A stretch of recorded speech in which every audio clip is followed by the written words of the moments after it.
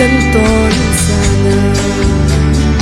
olok song van sangin bithi he kan cham van sangin kan cham bom tu an ummo si se har na lei khat swa pe tu pathia kan sa khocha akhang tu patian asi adot ni fa na tu anun akan shomi chim shin na kan in hi adot tak ruang asi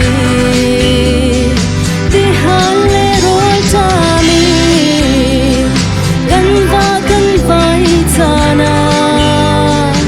azang fa na thongin kun te in kan le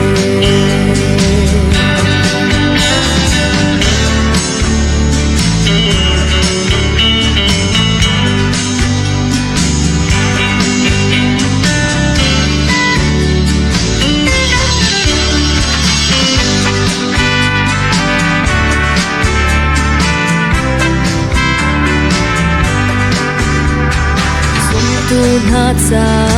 chun har na kan ton ti ka kan sa ro tha kan sa tha sa pe tu an rak si thang chat na chu kan ra kan sa don tu si va har na phe ni thlat swa tu ba asi adon ni fa na tu anun akan shomi chim chin na kan in hi adot na kroang asi ti han le roi tani kan vai chana azang fa na thongin kan ngam te in kan te adot ni fa na chu anun akan shomi chim shin na kan in hi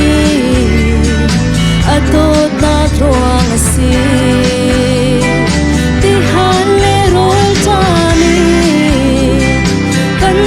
kan vai chana azang fa na thongin kan ngam te in kan le